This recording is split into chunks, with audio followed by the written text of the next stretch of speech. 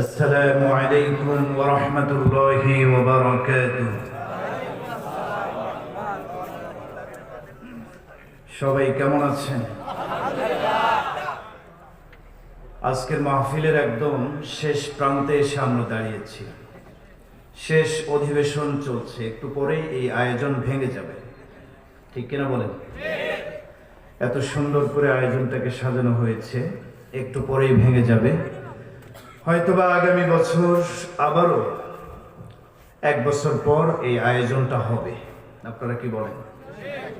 কিন্তু আগামী বছর পর্যন্ত আপনি আমি বেঁচে থাকবো আর এই প্রোগ্রামে অংশগ্রহণ করতে পারবো, নিশ্চয়তা আছে? আসতে বলতেছেন, আছে নাকি? তাহলে আজকের এই মাহফিলটা আমার জীবনের শেষ মাহফিল হতে পারে কি পারে না? যদি তাই হয় তাহলে আজকের মাহফিলটা শেষ অধিবেশনে সুন্দরভাবে সুশৃঙ্খলভাবে আমরা সম্পন্ন করতে চাই, যেন আমার জীবনের শেষ মাহফিল যদি এটা হয়ে যায়, আল্লাহর আদালতে যেন আমি আমার নাজাতের জন্য এই মাহফিলটাকে দাঁড় করাতে পারি। সেভাবে সুন্দরভাবে মাহফিলটা সম্পন্ন করতে হবে। রাজি আছেন? আমার সাইডে দেখতে পাচ্ছি মসজিদের বারান্দায় অনেক ভাইয়েরা বসে আছেন, অথচ সামনে জায়গা ফাঁকা। এটা মাহফিলের সৌন্দর্য না। প্রত্যেকটা জিনিসের সৌন্দর্য আছে, সুবিন্যস্ততা আছে, কি বলেন, আছে না নেই? আমি ভাইদেরকে মেহেরবানি করে অনুরোধ করব, আপনারা একটু আমার সামনে চলে আসেন, অনেক জায়গা ফাঁকা আছে। আল্লাহ কোরআনে বলেছেন, ইযা কিলা লাকুম তাফাসসাহু ফিল মাজালিস, হে ঈমানদাররা, তোমাদেরকে যখন বলা হবে আরেক ভাইয়ের জন্য জায়গা প্রশস্ত করে দাও, তো তুমি তোমার আরেক ভাইয়ের জন্য জায়গা করে দিও, আল্লাহ জান্নাতে তোমার জন্য জায়গা করে দেবে। সুবহানাল্লাহ। তো আমার পাশে আমার এক ভাই বসুক, আর জান্নাতে আল্লাহ তাআলা আমার জায়গা করে দিক। চাই কি চাই না?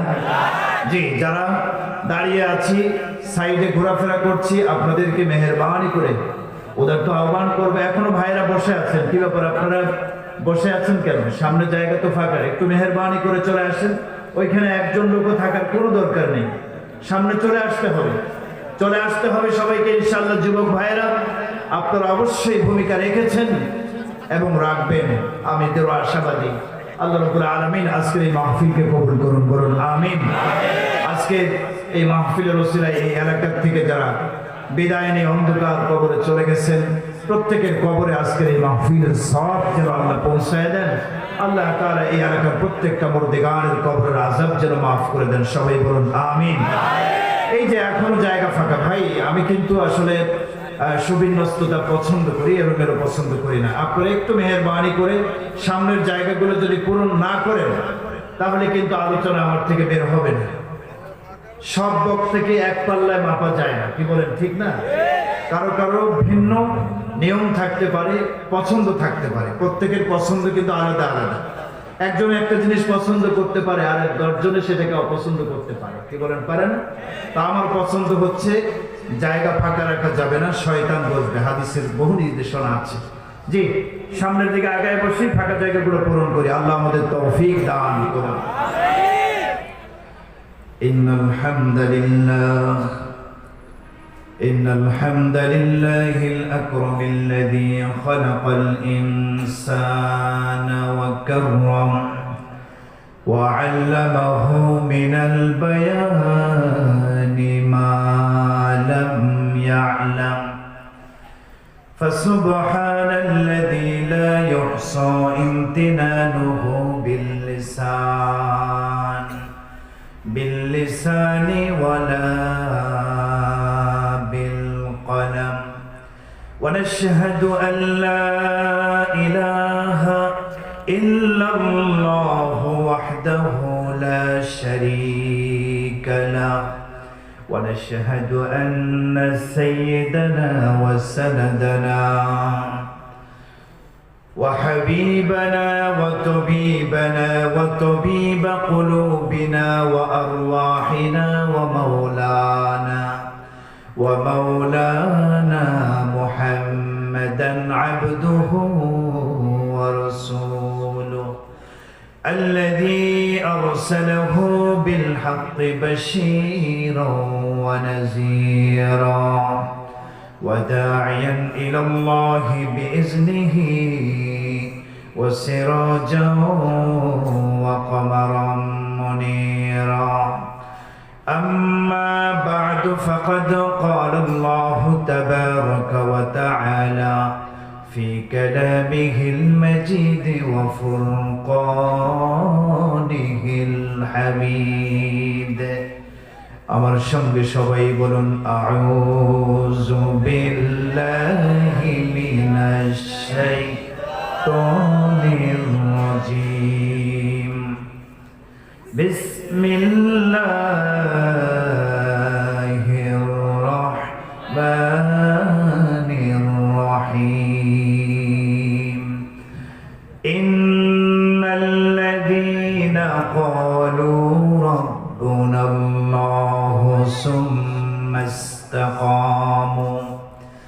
ثم استقاموا تتنزل عليهم الملائكة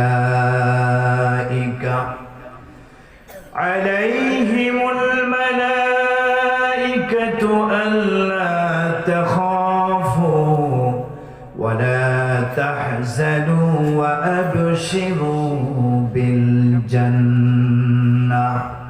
وأبشروا بالجنة التي كنتم توعدون وقال رسول الله صلى الله عليه وسلم من كان آخر كلامه عند الموت لا إله إلا الله دخل الجنة أو كما قال النبي صلى الله عليه وسلم সবাই মুহাব্বতের সাথে একেবারে সংক্ষিপ্ত সময়ের জন্য আল্লাহ তাআলার জিকির করব। রাজি আছি? একটু জিকির করি লা ইলাহা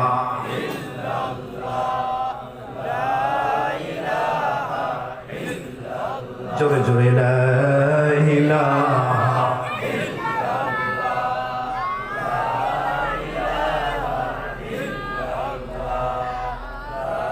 ওরে বিশ্বজাহান করিয়াছি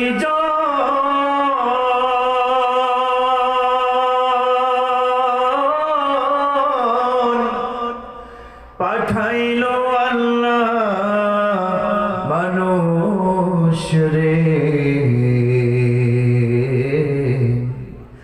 যারে মানুষ দুনিয়াতে খোদার জিকির করে। জোরে জোরে লা ইলাহা ইল্লাল্লাহ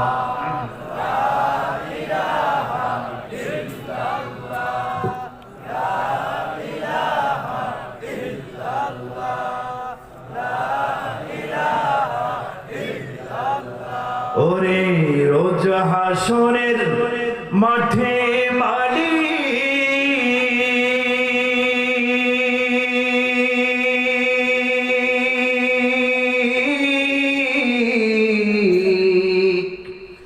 জিজ্ঞাসিবে বান্দারে কি করেছো দুনিয়াতে, জবাব দিয়ে যাও রে। জোরে জোরে লা ইলাহা ইল্লাল্লাহ জোরে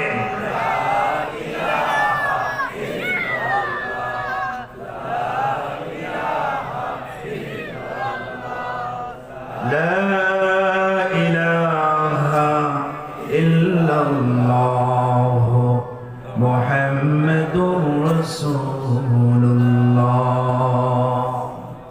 সাল্লাল্লাহু আলাইহি ওয়াসাল্লাম। আলহামদুলিল্লাহ, গলান সমাজবাসীর উদ্যোগে আয়োজিত বার্ষিক তাফসীরুল কোরআন মাহফিলের মহতারাম সভাপতি মহোদয়, জ্ঞান ও বিজ্ঞানের উজ্জ্বল নক্ষত্র আমন্ত্রিত হযরত উলামায়ে কেরাম, আমার সম্মুখে উপবিষ্ট বিভিন্ন প্রান্ত থেকে ছুটে আসা কোরআনের আকর্ষণে, প্রিয় নবীজির ভালোবাসার টানে ছুটে আসা এক ঝাঁক ইসলাম প্রিয় তাওহীদি মুসলিম জনতা, পর্দার আড়ালে অবস্থানরতা আমার শ্রদ্ধেয়া সম্মানিতা মা ও বোনেরা, আলোচনার সূচনা লগ্নেই আমরা মহান রব্বে কারীমের দরবারে হৃদয়ের সবটুকু ভালোবাসা উজাড় করে দিয়ে গভীর রাতে আল্লাহর দেয়া কণ্ঠ দিয়ে আল্লাহর দেয়া জবান দিয়ে আমরা তার দরবারে কৃতজ্ঞতা আদায় করছি, শুকরিয়া জ্ঞাপন করছি বলে আলহামদুলিল্লাহ। মাশাআল্লাহ, যে পরিমাণে লোক এখানে এখনো উপস্থিত আছেন, উপস্থিতি অনুযায়ী কিন্তু শুকরিয়ার আওয়াজটা হয়নি। আওয়াজ আরো বাড়াতে হবে। পারবেন? পেছনের ভাইয়েরা কি বলেন, পারবেন তো ইনশাআল্লাহ? আপনাদের এই এলাকায় আল্লাহ তাআলার নিয়ামতের শুকরিয়া আদায় করা কি ফরজ, ওয়াজিব না মুস্তাহাব? ফরজ। শুধু আপনাদের এই এলাকায় ফরজ নাকি সারা পৃথিবীর প্রত্যেকটা জনপদের প্রত্যেকটা অধিবাসীর জন্য, পৃথিবীর সমস্ত মানুষের জন্য, চাই মুমিন হোক অথবা কাফের হোক, আল্লাহ তাআলার নিয়ামতের শুকর গুজার করা ফরজ? ঠিক কি ঠিক না? আল্লাহ কোরআনে কারিমে বলেছেন, ফাজকুরুনি আযকুরকুম ওয়াশকুরুলি ওয়ালা। আয়াতটা আপনাদের খতিব সাহেবের জবান থেকে প্রত্যেক জুমায় আপনারা শোনেন কি শোনেন না? ওয়াশকুরুলি, আল্লাহ এখানে আদেশ সূচক শব্দ ব্যবহার করে বলছেন, ওয়াশকুরুলি, পৃথিবীর মানুষ তোমরা আমি আল্লাহর নিয়ামতের শুকরিয়া আদায় করো, ওয়ালা তাকফুরুন, অকৃতজ্ঞতা স্বীকার করো না, না শুকরিয়া করো না, শুকরিয়া আদায় করো। আওয়াজ করেছেন আমার ভাইয়েরা, আদেশ করেছেন কে? শুকরিয়া আদায় করো, আদেশ সূচক শব্দ। আল্লাহ তাআলা কোন জিনিসের আদেশ করলে সরাসরি সেটা কি হয়ে যায়? বলেন না, কি হয়ে যায়? ফরজ হয়ে যায়। কোনো সন্দেহ আছে? আল্লাহর নিয়ামতের শুকরিয়া আদায় করা আমাদের জন্য অবশ্যই অপরিহার্য ফরজ। ঠিক কি ঠিক না? কারণ প্রতিটা মুহূর্তে আমরা নিয়ামত ভোগ করছি কার? আসতে বলবেন না কার? আল্লাহর নিয়ামত, আল্লাহর দয়া মেহেরবানি আমাদের উপরে কম না বেশি? আরো জোরে বলেন, কম না বেশি? কত বেশি? হিসাব করে শেষ করা যাবে?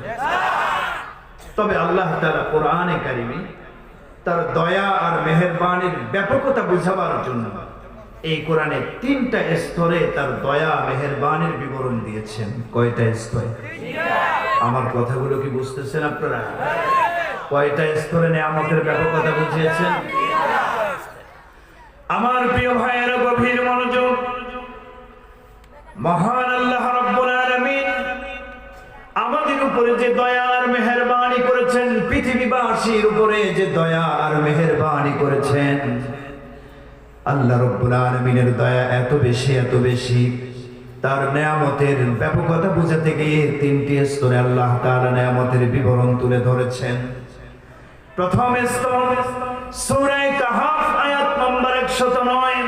মহান আল্লাহ রাব্বুল আলামিন ঘোষণা করে জানিয়ে দেন, কুল লাউ কানাল বাহরু মিদাদান লিকালিমাতি রাব্বি লানাফিদাল বাহর লানাফিদাল বাহরু ক্বাবলা আন তানফাদা কালিমাতু রাব্বি ওয়ালাউ জি'না বিমিসলিহি মাদাদা। আল্লাহ রাব্বুল আলামিন বিশ্বনবীকে বলছেন, কুল, হে নবী, পৃথিবীবাসীকে এই ঘোষণাটা শোনায়া দেন, লাউ কানাল বাহরু মিদাদান লিকালিমাতি রাব্বি, আমি আল্লাহ রাব্বুল আলামিনের দয়া আর মেহেরবানির বিবরণ লিপিবদ্ধ করার জন্য এই পৃথিবীর সমস্ত সমুদ্রের পানিগুলোকে যদি কলমের কালি বানানো হয়, কি বানানো হয়? কলমের কালি বানানো হয়। পৃথিবীর সমস্ত বৃক্ষরাজিকে যদি কলম বানানো হয়, আল্লাহ বলেন এরপর সেই কলম আর কালি দিয়ে আমি আল্লাহর দয়া মেহেরবানি আর নিয়ামতের বিবরণ লিখতে থাকা হয়। লিখতে লিখতে কলমের সব কালিগুলো ফুরিয়ে যাবে, কলম নিঃশেষ হয়ে যাবে।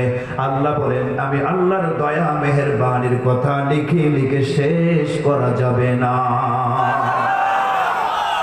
বোঝার চেষ্টা করেন, প্রথম স্তরে পৃথিবীর সমস্ত সমুদ্রের পানিগুলোকে কি বানাতে বলছেন? কলমের কালি।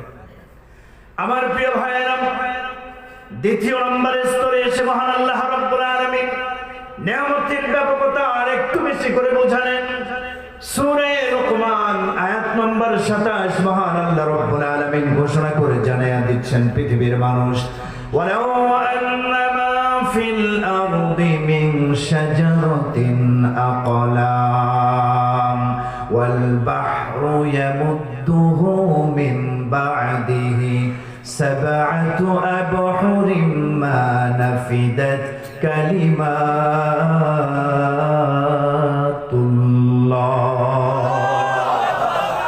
দ্বিতীয় নম্বরে স্তরে আল্লাহ তাআলা বলছেন পৃথিবীর মানুষ এই পৃথিবীর সমুদ্রগুলোই শুধু নয় মিন বাদিহি সাবআতু আবহুর এই পৃথিবীর সমুদ্রগুলোর সঙ্গে আরো 7 পৃথিবীর 7 মহাসমুদ্রের পানিকেও যদি অ্যাড করা হয় যুক্ত করা হয় আল্লাহু আকবার এরপর 7 পৃথিবীর 7 মহাসমুদ্রের পানিগুলোকে মেলানোর পর সব সমুদ্রের পানিগুলোকে যদি কলমের কালি বানানো হয় এরপর সেই কালি দিয়ে কলম দিয়ে আমি আল্লাহর নিয়ামতের বিবরণ লিখতে থাকা হয় লিখতে লিখতে সব শেষ হয়ে যাবে 7 সমুদ্রের সমস্ত পানি নামক কালিগুলো নিঃশেষ হয়ে যাবে ফুরায়া যাবে আমি আল্লাহর নিয়ামত এত বেশি গুণে গুণে লিখে লিখে এর সংখ্যা বর্ণনা করা শেষ হবে না।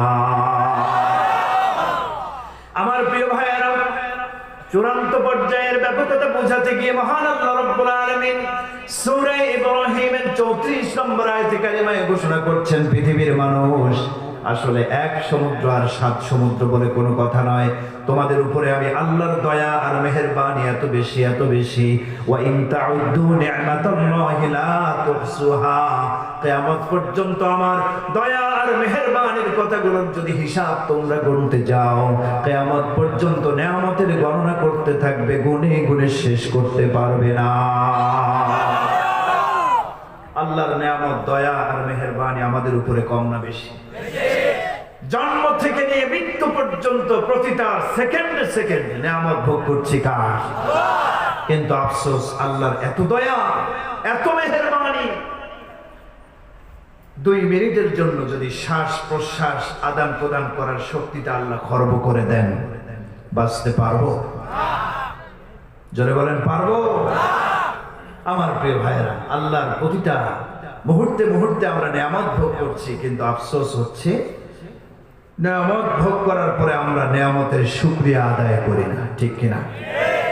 আল্লাহ বলেছেন ওয়া ক্বালিলুম মিন ইবাদিয়াশ শাকুর আমার নিয়ামত ভোগ করেওয়ালা বান্দা বান্দীদের কোনো অভাব নাই সবাই ভোগ করে নিয়ামত ভোগ করার পরে নিয়ামতের শুকর গুজার করেওয়ালা বান্দা বান্দীদের সংখ্যা খুবই কম।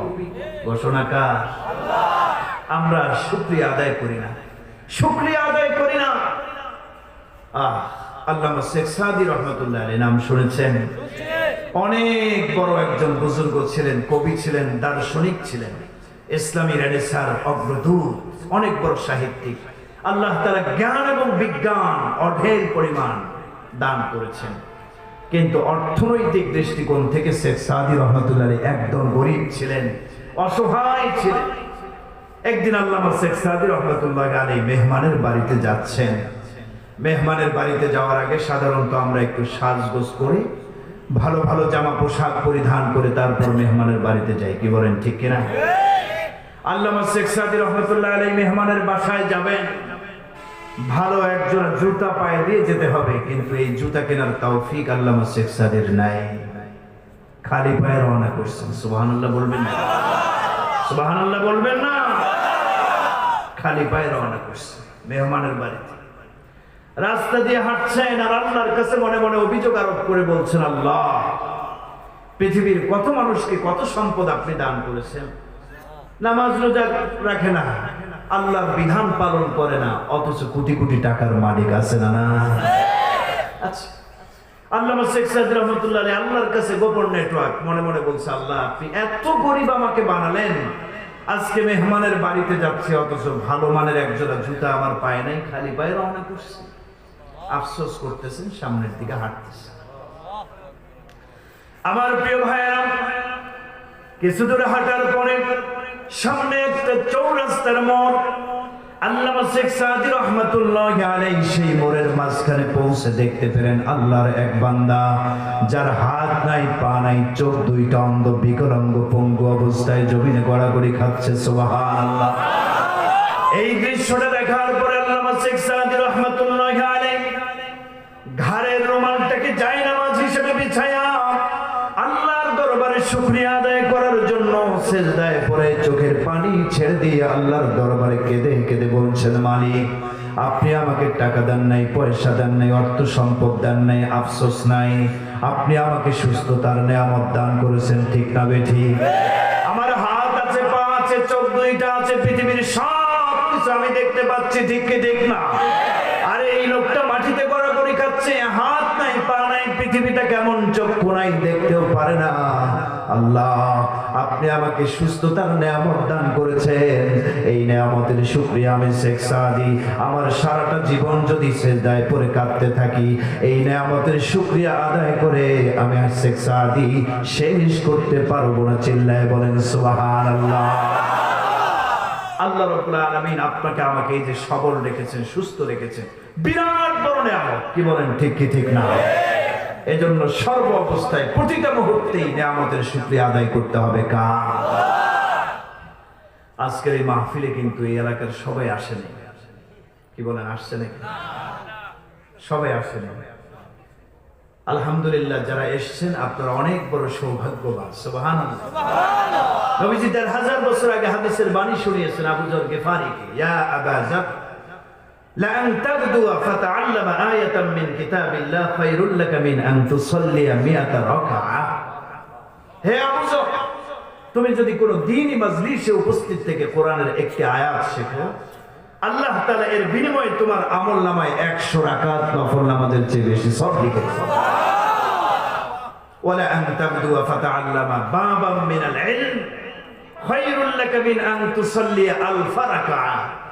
আর যদি তুমি কোনো ইলমের মজলিসে উপস্থিত হয়ে ইলমের একটি অধ্যায় শেখো, একটি মাসআলা শেখো, একটি হাদিস শেখো, একটি মাসআলা শেখার বিনিময়ে তোমার আমলনামায় আল্লাহ তাআলা ১০০০ রাকাতের চেয়েও বেশি নফল নামাজের সওয়াব লিখেছেন।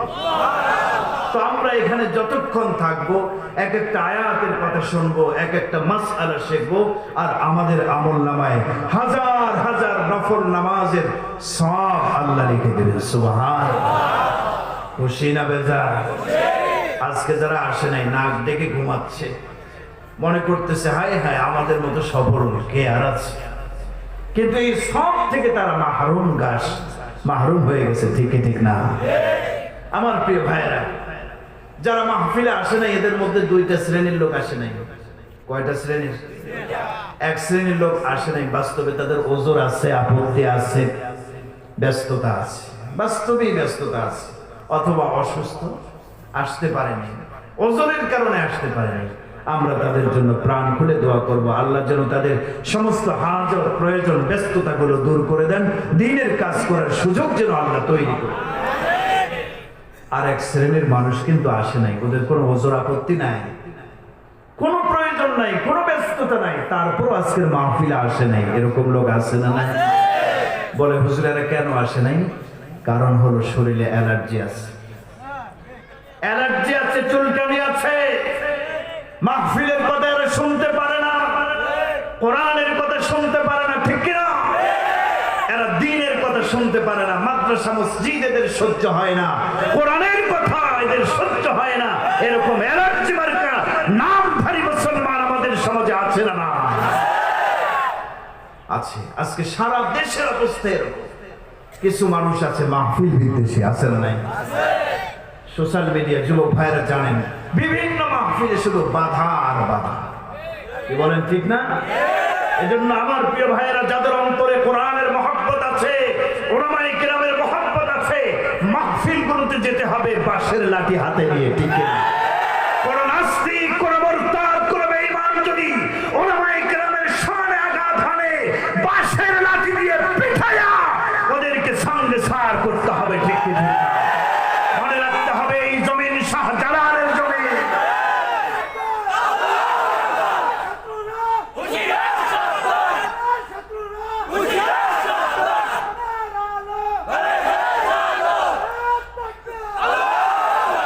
এদেশে আমরা মুসলমান কচুরি পানার মতো ভেসে এদেশে আসিনি, কারো বাবার জায়গায় আমরা থাকি না, ঠিক কিনা?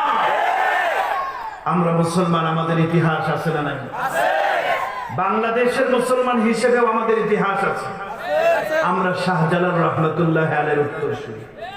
সিলেটের রাজা গৌর গোবিন্দের প্রাসাদের সামনে দাঁড়িয়ে আমাদের আকাবির শাহজালাল রহমতুল্লাহ আলাইহি যখন আল্লাহু আকবারের স্লোগান তুলেছেন, তার আল্লাহু আকবারের ধ্বনিতে সেই গৌর গোবিন্দের রাজপ্রাসাদ খসে খসে পড়ে গিয়েছে। ঠিক শুধু তাই নয়, আমরা বাঙালি মুসলমান, আমাদের ইতিহাস আমাদেরকে মনে রাখতে হবে, আর ইসলাম বিদ্বেষীদেরও মনে থাকা দরকার। ঠিক কিনা? তসলিমা নাসরিন নামে একজন নষ্ট মহিলা আমাদের দেশে ছিল কি ছিল না?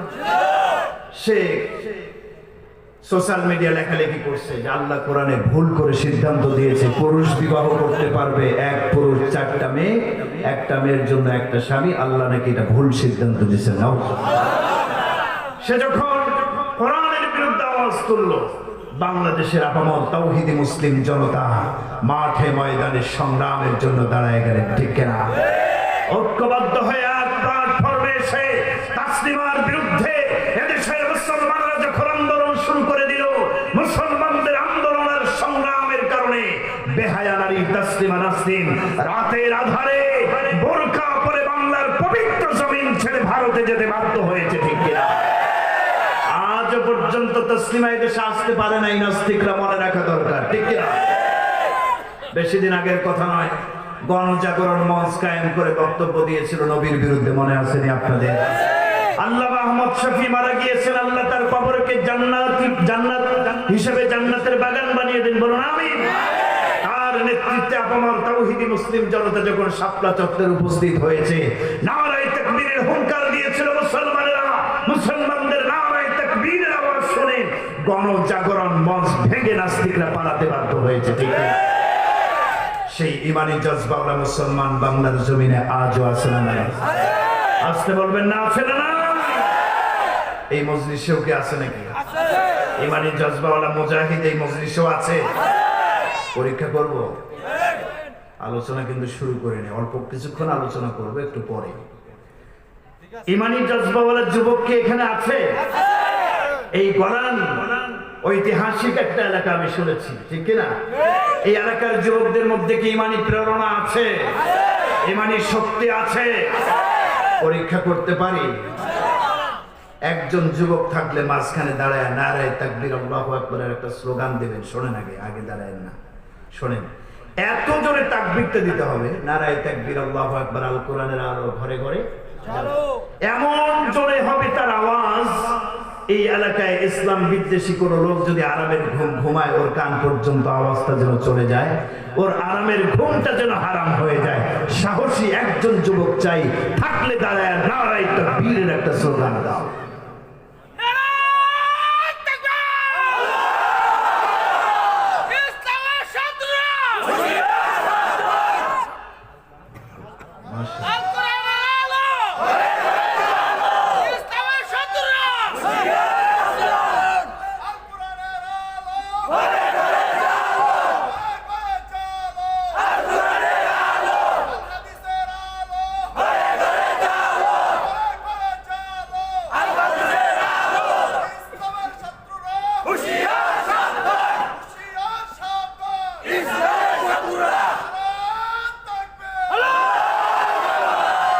মাশাআল্লাহ, মাশাআল্লাহ, আপনাদের মধ্যে ইমানি জজবাওয়ালা মুসলমান বাস্তবে আছে, আমার বিশ্বাস হয়েছে।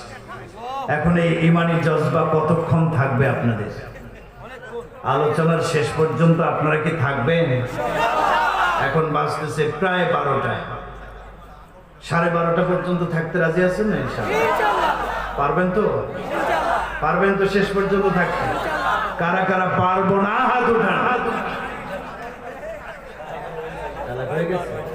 আমাদের খতিব সাহেব মাঝে মাঝে তো এই প্র্যাকটিস করেন আপনাদের, কি বলেন? ঠিক না? এজন্য মনে হয় আপনারা চালাক হয়েছে, বুঝতে পারছি। আল্লাহ আল্লাহ কবুল করুন। আল্লাহ আমার ভাইয়ের হায়াত দারাজ করে দিন। গতকালকে ভাইয়ের সাথে মাহফিল ছিল মিরপুর 12 বাইতুর রহমান জামে মসজিদের আয়োজন। মুফতি আমির হামজা নাম শুনেছেন না?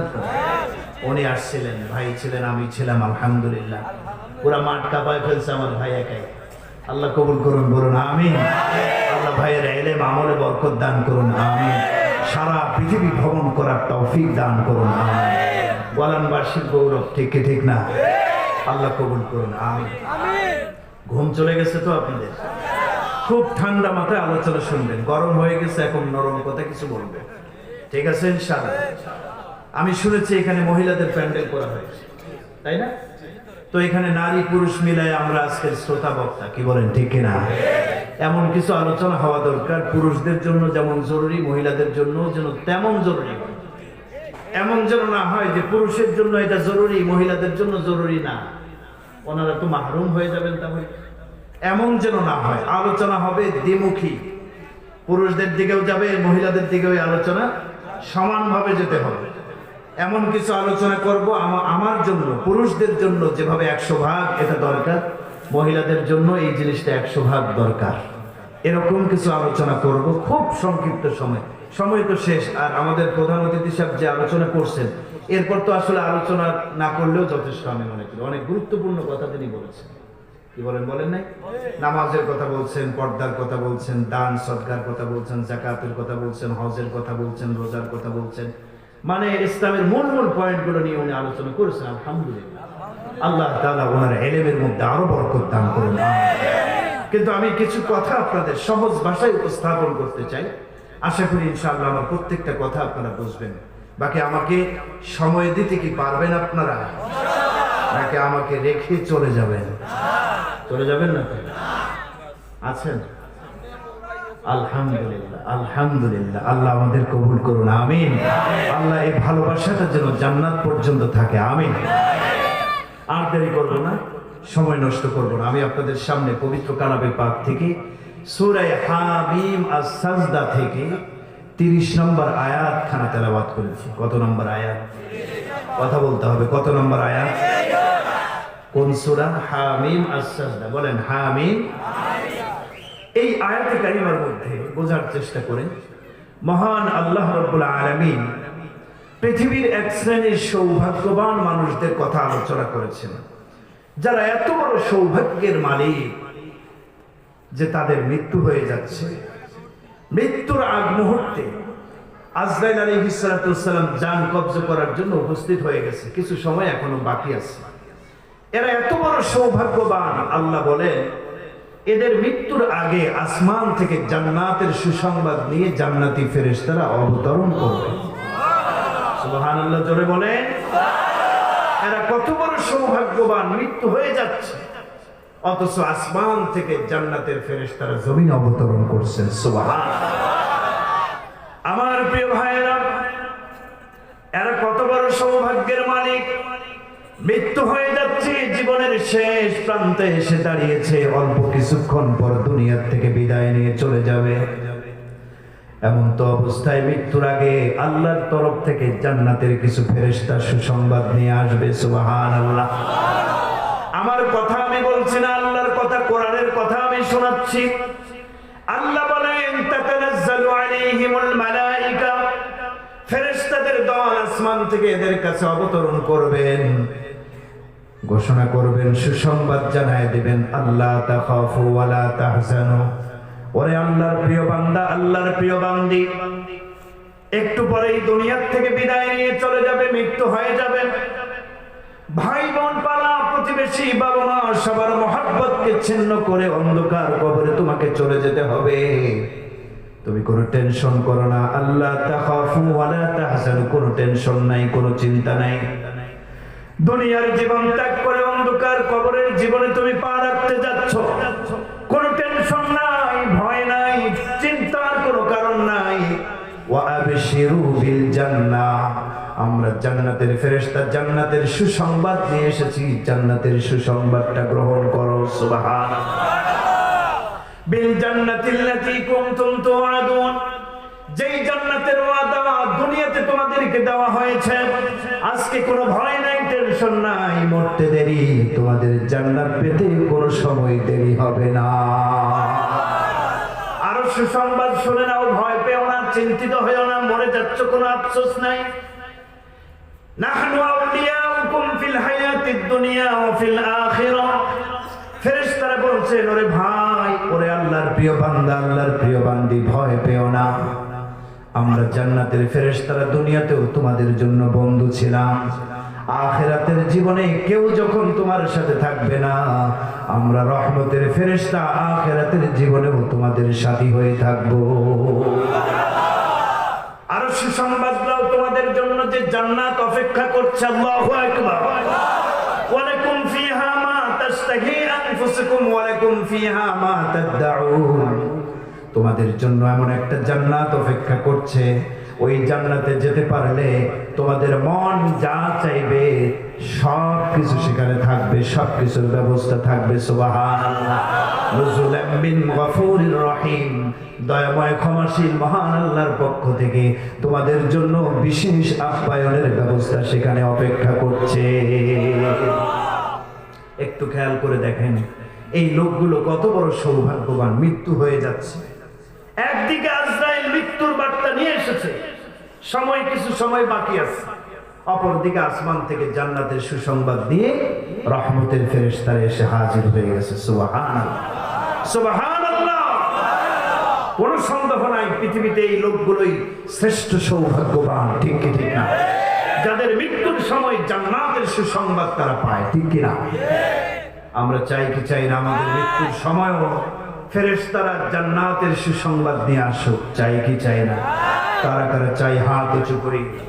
আল্লাহ আপনি আমাদের প্রত্যেকের মৃত্যুর আগে জান্নাতের সুসংবাদ লাভ করার তৌফিক দান। হাত নামান। সবাইকে মরতে হবে, রাজি আছেন তো? রাজিও আছে, মরতে হবে, রাজি আছেন? আল্লাহ, কোন সন্দেহ নাই, কোন সন্দেহ নাই। পৃথিবীর প্রত্যেকটা বিষয়ে মতনৈক্য, মতভেদ, মত পার্থক্য হতে পারে, কিন্তু মৃত্যু যে আপনার আমার হবে এর মধ্যে কারো কোনো দ্বিমত আছে নাকি? আছে, একজনের আছে। বলবো, আমাদের দেশে কিছুদিন আগে এক ভণ্ডপীর মারা গেছে, দেওয়ানবাগি, নাম শুনছেন না? আল্লাহ, দেওয়ানবাগি মারা গেছে। মারা যাওয়ার পরপরই তার ফেসবুকের এক ছেলে ফেসবুকে এসে স্ট্যাটাস লিখছে, তার আপন ছেলে। সে লিখছে, আমার আব্বা দেওয়ানবাগি মারা যায় নাই, নাউজুবিল্লাহ। আরো লিখছে, যে মনে করবে যে আমার আব্বা মারা গেছে তার ঈমান থাকবে না। তাহলে পৃথিবীর কেউ যেখানে মৃত্যুকে অস্বীকার করতে পারে নাই, আমাদের দেশের ভণ্ড পীরের ছেলে তার বাবার মৃত্যুকে অস্বীকার করে বসছে, ঠিক ঠিক।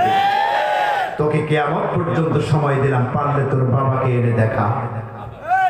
পারবে না, ঠিক কি ঠিক না? এই সমস্ত ভণ্ড পীর আমাদের দেশে আছে না নাই? যারা আল্লাহর চিরাচরিত বিধান মৃত্যুকে মৃত্যুকে অস্বীকার করতে পারে, ও মুমিন মুসলমান, তাদের কাছে আপনার আমার ঈমান এবং আমল সুরক্ষিত হতে পারে না, ঠিক কি না? সুতরাং এই সমস্ত ভণ্ড পীরদের কাছে যাওয়া যাবে। ভণ্ড পীরদের যত আস্থানা আছে সমস্ত আস্থানাগুলো বাংলার জমিন থেকে উৎখাত করা দরকার। কারা কারা রাজি আছেন তো হাত উঁচু করে। মাশাআল্লাহ, হাত নামান। ভণ্ড পীররা আপনার আমার ঈমান নিয়ে খেলা করে, ঠিক কিনা? ভণ্ড পীর গিয়াসউদ্দিন তাহেরি কিছুদিন আগে একটা বক্তব্য ভাইরাল করলো। বক্তব্যটা কি? আল্লাহর ধন রাসূলকে দিয়া আল্লাহ গেলেন গায়েব হইয়া। রাসূলের ধন খাজায় পাইয়া খাজা বাবা শুয়ে আছেন আজমিরে। বাবার দরবার থেকে কেউ ফেরে না খালি হাতে। আল্লাহর ধন নাকি রাসূলকে দিয়ে আল্লাহ গেছেন খালি হয়ে, নাউজুবিল্লাহ। আল্লাহ, কত বড় বেঈমানি কথা। ঈমান কি থাকবে? আল্লাহর খাজানা ভান্ডার রাসূলকে দিয়ে আল্লাহ খালি হয়ে গেছে নাকি? হ্যাঁ, রাসূলের ধন খাজায় দিছে, খাজারে দিয়া রাসূল শূন্য হয়ে গেছে নাকি? বাবার দরবারে গেলে খালি হাতে ফিরে আসবে না। বাবা কি কিছু দেওয়ার মালিক? সে তো মারা গেছে, কিছু দিতে পারবে? এই সমস্ত আকীদা বিশ্বাসে যারা বিশ্বাসী, ওদের ঈমান দুর্বল, ঠিক কি ঠিক না? তাদের বক্তব্যগুলো আপনার আমার ঈমানকে নষ্ট করছে। এদের বক্তব্যগুলো বয়কট করতে হবে। এই গিয়াসউদ্দিন তাহেরি যতদিন পর্যন্ত তারা এই বক্তব্যের কারণে ভুল স্বীকার করবে না, পরিষ্কার ঘোষণা, এই বক্তব্যে যদি সে বিশ্বাস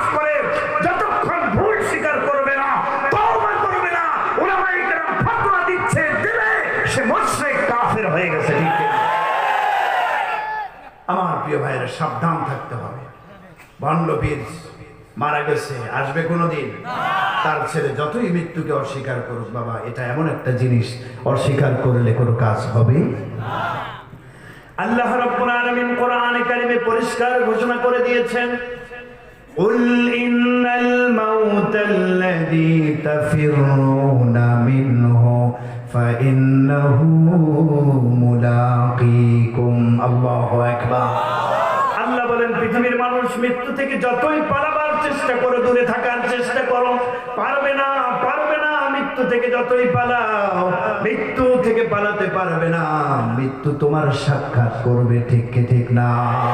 ওরে ভাই, দুনিয়াতে আল্লাহর এক বান্দা ছিল যে আজরাইলের হাত থেকে পালাতে গিয়ে বহু দূরে জায়গা নিয়েছিল, কিন্তু আজরাইলের হাত থেকে আল্লাহর বান্দা বাঁচতে পারে নাই। বলবো নাকি? কষ্ট হচ্ছে না তো আপনাদের? হযরত সুলাইমান আলাইহিস সালাম উম্মতকে সামনে নিয়ে বসা, বক্তৃতা করছেন। এমন তো অবস্থায় সুলাইমান আলাইহিস সালামের দরবারে আজরাইল এসে হাজির হয়ে গেছে। সুবহানাল্লাহ। আজরাইল এসে সুলাইমান পয়গম্বরের সাথে কথাবার্তা বলতেছেন। কথাবার্তা বলার ফাঁকে ফাঁকে সামনে বসা উম্মত, এক উম্মতকে টার্গেট করে আজরাইল চক্ষুটা গরম করে বারবার তাকাচ্ছে। আজরাইল মানুষের সুরত নিয়ে এসেছিল, সুলাইমানের সাথে কথাবার্তা বলছে, আর ফাঁকে ফাঁকে সেই উম্মতকে টার্গেট করে চক্ষু গরম করে আজরাইল বারবার তাকায়। কথাবার্তা শেষ করে আজরাইল চলে যায়। উম্মত পয়গম্বরের কাছে এসে বলে, পয়গম্বর, লোকটাকে আপনার দরবারে আসছে, আপনার সাথে কথা বলছে, অথচ কথা বলার ফাঁকে ফাঁকে বারবার চক্ষু গরম করে আমার দিকে তাকাচ্ছিল, লোকটাকে পরিচয় কি?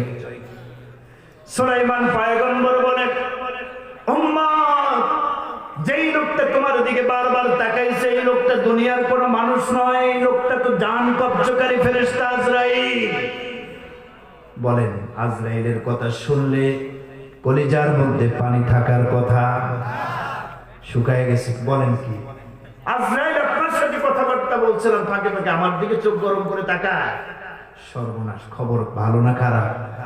তার মানে অবস্থা খারাপ। আজরাইল যদি টার্গেট করে কাউকে, বাঁচার উপায় আছে? খুব ভীত সন্ত্রস্ত হয়ে ভয়ে কাঁদতেছেন, কান্না শুরু করে দিয়েছেন, পয়গম্বর বাঁচান। পয়গম্বরকে ডেকে বলছেন, পয়গম্বর, একটা উপকার করতে হবে। আজরাইল যেহেতু আমাকে টার্গেট করে গেছে, অবশ্যই একটু পরে আমার দরবারে আসবে,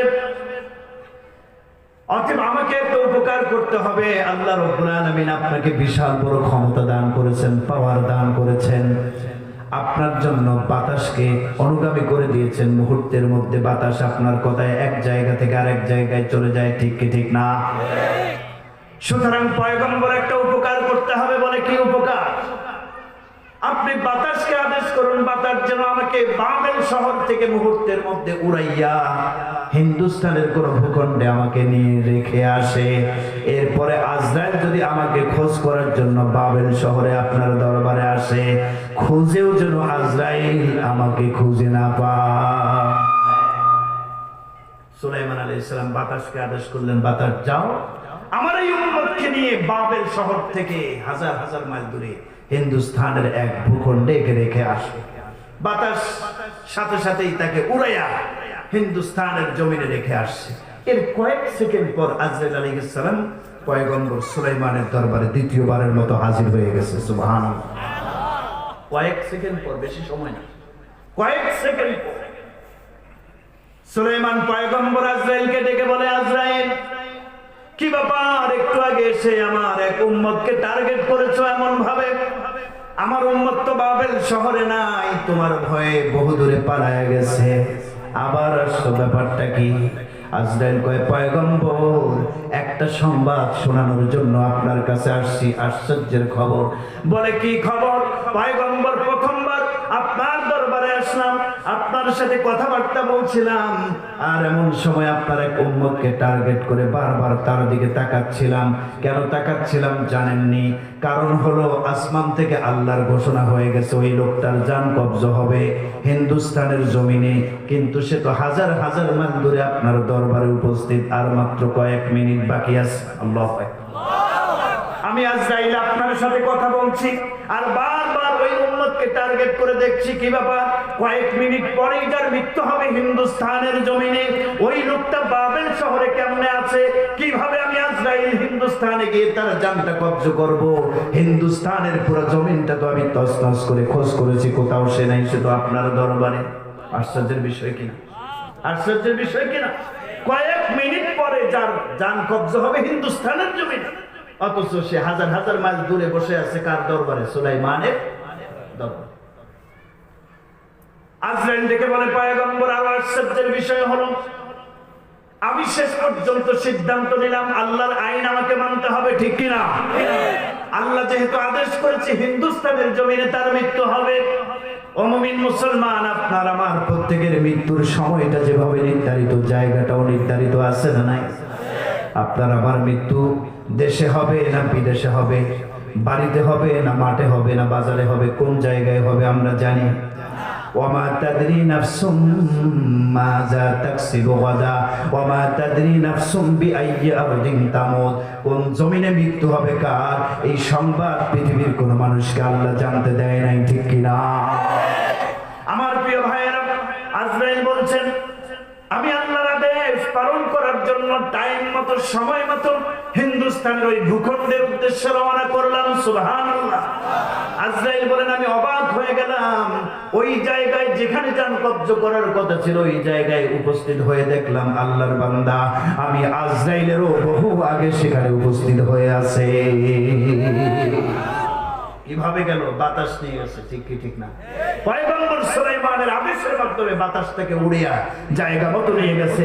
আজরাইল বলে, আমি সময় মতো যেই জায়গায় মৃত্যু হওয়ার কথা ওই জায়গায় তার মৃত্যু জান কবজ করে আপনার দরবারে সংবাদটা শোনানোর জন্য আসলাম। সুবহান।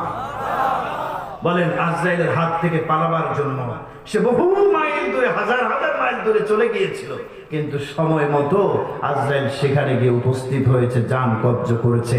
আজরাইলের হাত থেকে কি বাঁচতে কেউ পেরেছে? কথা বলেন, পেরেছে? আমার প্রিয় ভাইয়েরা, আল্লাহ রাব্বুল আলামিন আজরাইলের হাতে জান কবজ করার এই হুকুমটা কেন দিয়ে দিলেন? কারণ ফেরেশতাদের মধ্যে আজরাইল এমন একজন ফেরেশতা যার জন্মের পর থেকে নিয়ে কোনো ধরনের কারো প্রতি মায়া মহব্বত ছিল না, ঠিক কি ঠিক না? সামান্য পরিমাণ কোনো মায়া দয়া নাই। বাবার থেকে সন্তানকে আলাদা করে, সন্তান থেকে বাবা মাকে আলাদা করে, ভাই থেকে ভাইকে আলাদা করে, বন্ধু থেকে আরেক বন্ধুকে বিয়োগ বিচ্ছেদের মাধ্যমে আলাদা করে দেয়। তার মধ্যে কোনো মায়া মহব্বত আছে? কথা বলেন, আছে? কোনো মায়া নাই। পৃথিবীর দুইজন, একজন নারী আর একজন পুরুষ, দুইজনের জান কবজ করার সময় আজরাইলের পাষাণ দিলটাও গলে গিয়েছে। বলবো? কষ্ট হচ্ছে না তো? থাকতে পারবেন শেষ পর্যন্ত? দুইজন ব্যক্তির জান কবজ করতে গিয়ে আজরাইল চোখের পানি ফেলেছেন, আজরাইলের দিলটাও নরম হয়ে গেছে। একজন ছিল পৃথিবীর জালেম বাদশা, ওই জালেম বাদশার জান কবজ করে, নামটা পরে বলছি, জালেম বাদশার জানটা কবজ করে আজরাইল সোজা আসমানের দিকে উঠছেন। কিছু ফেরেশতা সৌজন্য সাক্ষাৎ করে আজরাইলকে বলছে, ভাই, আপনি এত মানুষের জান কবজ করেন, কখনো কি আপনার দয়া মায়া লাগে না? অন্তরে মায়া মহব্বত লাগে না?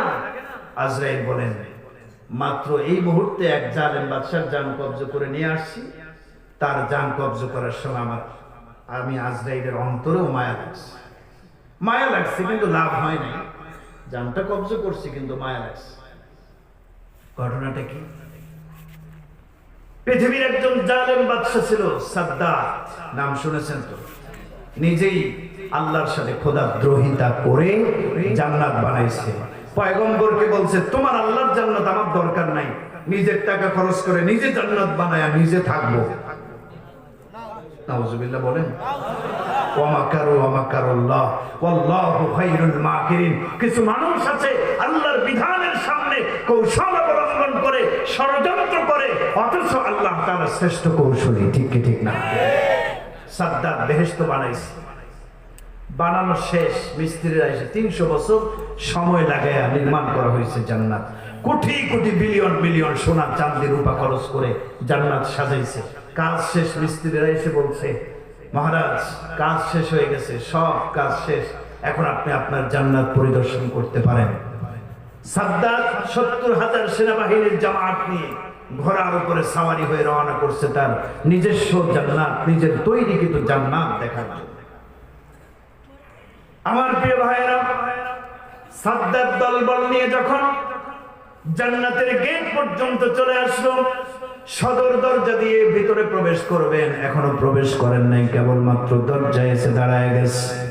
এমন তো অবস্থায় অপরিচিত এক ব্যক্তি, মাথার চুলগুলো উস্কো খুস্কো, পরনে ছেঁড়া ফাড়া কাপড়, ভিখারির বেশে এক ব্যক্তি এসে এতগুলো মানুষের ভিড় ঠেলে সামনে এসে সাদ্দাদের ঘোড়ার লাগামটা মজবুত করে ধরে বলছে, সাদ্দাত সাবধান হয়ে যাও, পা নিচে ফেলতে পারবে না, কোনো অনুমতি নাই।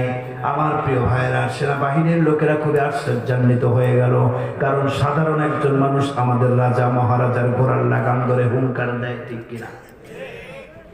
আমার প্রিয় ভাইয়েরা, সাদ্দাত ঘোড়ার উপর থেকে বুঝতে পারছে এই ফকির সাধারণ কোনো ফকির নয়, মনে হয় আজরাইল।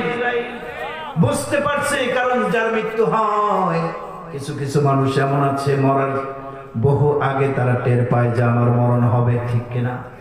অনেক মানুষ আছে বাজান। ও আমার ভাইয়েরা, আমি যেই জায়গায় থাকি আমার ভাই জানে, মাওলানা হারুনুর রশিদ রুমি আমার পাশেই, আমার মসজিদের 2টা বিল্ডিং এর পরেই তার বিল্ডিং, তার বাসাটার সামনে মিরপুরের একজন উল্লেখযোগ্য আলেম, মিরপুর কালসি কবরস্থানের পাশেই তার বাসা। আমার ভাইয়েরা কয়েকদিন আগে মারা গেলেন, আল্লাহর বান্দা দুনিয়ার থেকে চলে গেলেন। মারা যাওয়ার আগে জামালপুর একটা প্রোগ্রাম করতে গিয়েছেন, অনেক বড় আলেম, 22টা থেকে 25টা মাদ্রাসার পরিচালক, সুবহানাল্লাহ। জামালপুর থেকে প্রোগ্রাম শেষ করে এসে বাসায় এখনো পর্যন্ত ভালোভাবে রেস্ট নিতে পারেন নাই। আল্লাহর বান্দা স্টক করে দুনিয়ার থেকে বিদায় নিয়ে চলে যায়। আমার প্রিয় ভাইয়েরা, মারা যাওয়ার আগে এমন কিছু দৃশ্য, এমন কিছু ঘটনা তার ঘটে গেছে, যেই ঘটনাগুলো দেখলে, দৃশ্যগুলো দেখলে মনে হয় আল্লাহর বান্দার বেশি দিন দুনিয়াতে থাকবে না। এরকম ঘটনা আছে না নাই? আরো জোরে বলেন, আছে না নাই? মৃত্যুর আগে একটা ভিডিও আমি দেখলাম, নীরবে চোখের পানি ছেড়ে দিয়ে উনি কান্না করতেছেন। ওনার এক সাথী ভক্ত এটা ভিডিও করছে, মরার আগে এমন কান্না করছে, আমি ভিডিও দেখেছি, বাস্তবে দেখিনি। চোখ দিয়ে শুধু পানি পড়তেছে, পানি পড়তেছে, পানি পড়তেছে। আল্লাহ, মনে হচ্ছে যেন মরার আগে আল্লাহর বান্দা বুঝতে পেরেছে, জানতে পেরেছে আগামী কালকে তার মরণ। আল্লাহ তাআলা অনেক ক্ষেত্রে তার প্রিয় বান্দা বান্দীদেরকে আল্লাহ তাআলা জানায় দেন, অবগত করায় দেন, তারা বুঝতে পারে। আমার প্রিয় ভাইয়া, আল্লাহর বান্দা দুনিয়া থেকে চলে গেছে, তো এরকম অনেক সময় হয় মরার আগে বোঝা যায়। কি বলেন, ঠিক কি ঠিক না? সাদ্দাতও বুঝতে পারছে, যদিও সে নাফরমান, যদিও সে মুশরিক, নাফরমান, বেঈমান, বুঝতে পারছে এই সাধারণ লোকটা ঘোড়ার লাগাম ধরছে, এই সাধারণ লোক না, এটা আজরাইল, ঠিক কি ঠিক না? আজরাইল বলছে, সাদ্দাত সাবধান, সময় শেষ, মৃত্যুর ঘোষণা আসমান থেকে হয়ে গেছে, ঘোড়ার থেকে পাটা নিচে নামানোর কোনো সুযোগ নাই, এর মাঝেই মৃত্যুবরণ করতে হবে। সাদ্দাত অনুনয় বিনয় করে বলছে, ভাই আজরাইল, একটা সেকেন্ডের জন্য সময় দাও, আমি পাটা নামায়া উকি দিয়ে আমার জান্নাতটা গেট দিয়ে দরজা দিয়ে শুধু একটা নজর দেখতে চাই। আজরাইল বলছে, ভাই তোমার জন্য বড় মায়া লাগে। এই পৃথিবীর একজন লোক যার জন্য আজরাইল কি লাগছে, মনে মায়া লাগছে। ভাই তোমার জন্য মায়া লাগে, এত টাকা খরচ করে 300 বছর ধরে জান্নাত বানাইলা, অথচ তোমার দেখার কোনো সুযোগ নাই, পাটা ফেলানোর কোনো সুযোগ নাই। মায়া লাগছে, মায়া লাগলে কাজ হবে না। আমি আজরাইলের কাজ হলো জান কবজ করা। সাথে সাথে আজরাইল জানটা কবজ করে নিয়ে চলে গেছেন। ফেরেশতাদেরকে বলছে, এই একজন লোক মারা গেছে, তার জন্য আমার মায়া লেগেছে। আমার প্রিয় ভাইয়েরা, আজরাইল বলেন, পৃথিবীতে আরেকজন মহিলা ছিল, এই মহিলার জান কবজ করার সময় আমি আজরাইলের চোখের পানি পড়েছে, অন্তরে মায়া লেগেছে। আমার প্রিয় ভাইয়েরা, আল্লাহর বান্দী সমুদ্র পাড়ি দিচ্ছিলেন, সমুদ্রের মাঝখানে জাহাজে চলে যাচ্ছিলেন। আল্লাহর বান্দী গর্ভবতী অবস্থায় সমুদ্রের মাঝখানে পাড়ি দিচ্ছেন জাহাজে চড়ে। সমুদ্রের মাঝখানে ওই জাহাজের মধ্যে আল্লাহর বান্দীর গর্ভপাত হয়ে যায়। আল্লাহর বান্দী ফুটফুটে একটি সন্তান জন্ম দেয়, ছেলে সন্তান জন্ম দেয়। ঘটনাক্রমে আল্লাহর হুকুমে জাহাজটা ঝড়ের কবলে পড়ে যায়, প্রচন্ড ঝড় শুরু হয়ে যায়। ঝড়ের কবলে পড়ে জাহাজটা, স্টিমারটা ওই জায়গায় ডুবে যায়। মানুষগুলো সাঁতার কেটে কেটে কিনারায় যাবার চেষ্টা করতেছে।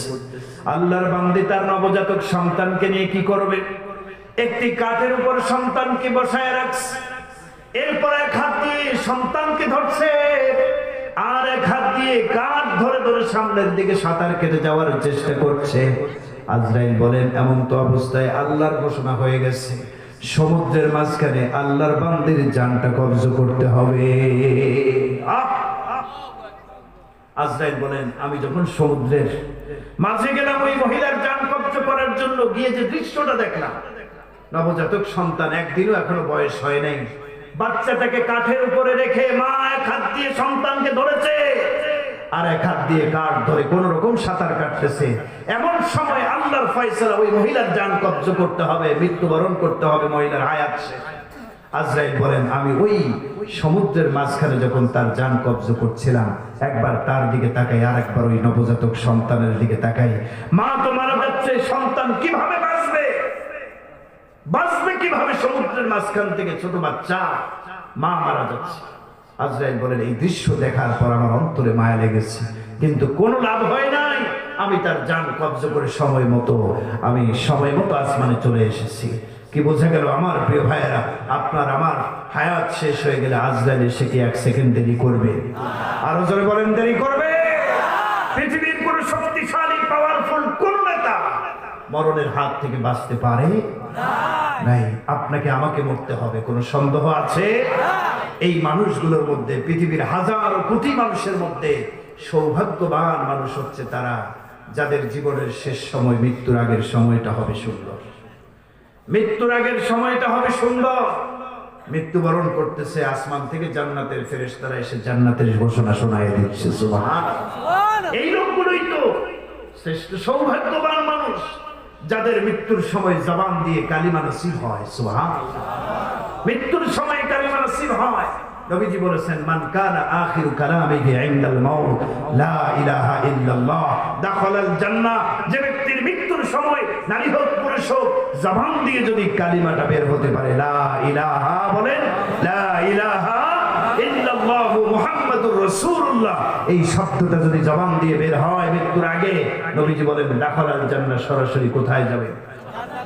জান্নাতে যাবে।